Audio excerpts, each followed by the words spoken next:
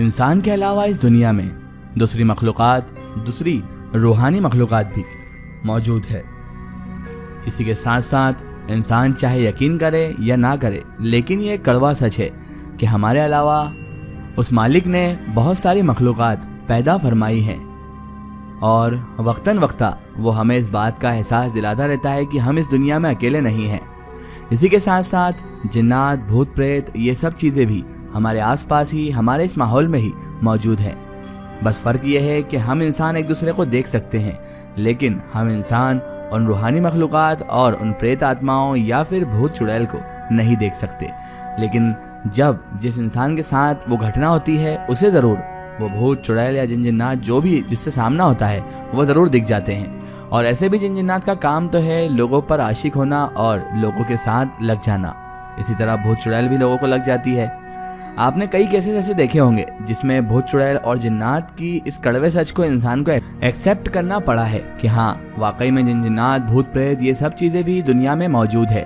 भले ही साइंस इस बात को ना माने, लेकिन हमारे पूर्वज और हमारे बड़े बुजुर्ग भी यही बात कहते थे कि रूहानी मखलूक़ात भी होती है और ये भी हमारे साथ ही इस दुनिया में मौजूद है और हमारी तरह ही अलग अलग तरह का जीवन गुजारती हैं। जैसा कि आप जानते हैं कि इंसानों में जिस तरह के बुरे लोग होते हैं, उस तरह जिन्नातों में भी बुरे जिन्नात होते हैं और आत्माओं में भी बुरी आत्माएं और अच्छी आत्माएं दोनों होती हैं। बुरी आत्मा हमेशा इंसान का बुरा करती हैं, लेकिन अच्छी आत्मा अपने काम से काम रखकर लोगों को परेशान ना कर अपनी इस दुनिया में मगन रहती हैं। बहरहाल आज की स्टोरी है एक ऐसी स्टोरी जिसे सुनने के बाद शायद आप इस बात पर यकीन करने लग जाएंगे कि वाकई भूत चुड़ैल, जिन जिन्नात, इन सब का वजूद भी इस दुनिया में मौजूद है। ये कहानी है एक लड़की जो अब आपको अपनी जुबानी अपनी कहानी सुनाएगी। मेरा नाम प्रिया है और मैं अपने परिवार के साथ दिल्ली में रहती हूँ। कुछ साल पहले मेरे साथ एक ऐसी घटना घटी जिसको मैं आज भी याद करके सहम जाती हूँ। ये कहानी आज से लगभग 11 से 12 साल पहले की है। उस समय हमारी फाइनेंशियल कंडीशन यानी कि आर्थिक स्थिति अच्छी नहीं थी। हम बहुत गरीब थे और हम किराए के मकान में रहते थे। यानी स्थिति इतनी ज़्यादा ख़राब थी कि हम किराए के मकान में रहने के बावजूद भी कुछ नहीं कर पा रहे थे। पापा की नौकरी छूट जाने की वजह से अब किराया देना भी हमें भारी पड़ रहा था। 2 भाई थे, लेकिन वो अभी बहुत छोटे थे, तो सारा खर्च मेरे पापा को ही उठाना पड़ता था। और आप जानते हैं घर का जो मुखिया होता है उस पर क्या टेंशन और क्या प्रेशर आ जाता है जब उसकी नौकरी छूट जाए और सर पर ढेर सारे खर्चे हों। एक जनरल नॉलेज के लिए आपको ये बताना ज़रूरी है कि हम मिडिल क्लास फैमिली से थे और मिडिल क्लास फैमिली की हालत हर इंसान जानता है। सैंडविच जैसी हालत होती है। ऊपर होते हैं हाई क्लास वाले और नीचे होते हैं लो क्लास वाले, और मीडियम क्लास वाले लोग जो होते हैं उनकी हालत बिल्कुल सैंडविच जैसी हो जाती है। अब तो बड़ी मुसीबत आ गई थी क्योंकि पापा की नौकरी छूट जाने की वजह से और सारा खर्च पापा के ऊपर था। इस वजह से अब तो हमारे खाने पीने के भी जैसे तैसे गुजारे हो रहे थे। खाने पीने का तो जैसे तैसे हम इंतज़ाम कर लेते थे, लेकिन किराया देना बहुत ही ज़्यादा मुश्किल होता जा रहा था। ये बात वही लोग जानते हैं जो किराए के मकान में रहते हों या रह चुके हों कि किराया एक कितना ख़तरनाक काम होता है जब हर महीने की तारीख को किराया अदा करना पड़ता है। और जब इंसान की फाइनेंशियल स्थिति सही नहीं हो तब किराया अदा करना तो लोहे के चने समाने जैसा है। बहरहाल रास्ते में आते आते माँ से जब भी कोई खैर खबर पूछता तो माँ यही कहती थी कि क्या ठीक है। अब तो उनकी नौकरी भी चली गई, किराया कहाँ से देंगे यही समझ नहीं आ रहा है। एक दिन माँ को किसी ने यही सवाल किया और जिसने सवाल किया वो थी माँ की बहुत पुरानी सहेली। वो माँ को रास्ते में मिली और उन्होंने भी जब माँ से हालचाल पूछा तो उनसे भी मेरी माँ ने वही बात दोहराई कि क्या हालचाल ठीक है, क्या खैर खबर बताऊं। अभी तो किराया देना ही हमें महंगा पड़ रहा है और इसके पापा की नौकरी भी छूट चुकी है, उस वजह से खाने पीने के ही वांदे हैं, तो किराया कहाँ से अदा करें। उनकी सहेली जैसे ही उनकी बात सुनती है तो वह दोहराई कि तुम चिंता मत करो, मेरे भाई का एक घर है जो काफ़ी सालों से बंद पड़ा है। तुम अगर चाहो तो अपने परिवार के साथ वहाँ रह सकती हो और तुम्हें हमारी तरफ से एक फेवर भी कर देंगे। तो मेरी माँ कहने लगी कि ठीक है, मैं तुम्हारी बात तो समझ रही हूँ कि तुम कह रही हो कि तुम्हारे भाई के मकान में ले, लेकिन किराया तो फिर भी देना पड़ेगा ना।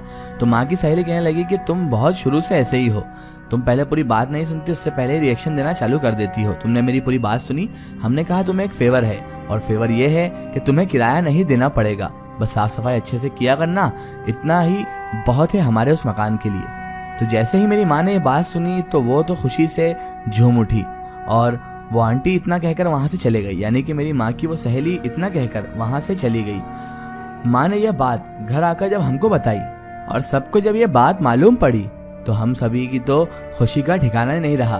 ज़रा सोचिए कि आप किसी प्रॉब्लम में फंसे और एकदम से कोई आपको मिल जाए जो आपकी उस प्रॉब्लम को जड़ से उखाड़ फेंके, तो आपको कैसा फील होगा। ठीक वैसा ही फील हमें इस वक्त हो रहा था। उन आंटी ने भी यही किया था, हमारी प्रॉब्लम को 1 मिनट में ही सॉल्व कर दिया था। दूसरे ही दिन माँ की सहेली चाबियां लेकर आ गई, यानी कि वही आंटी, और कहा कि तुम लोग आज ही शिफ्ट कर लो। फिर मैं और माँ उस घर की साफ सफाई करके आए और उसी दिन हमने शिफ्ट कर दिया।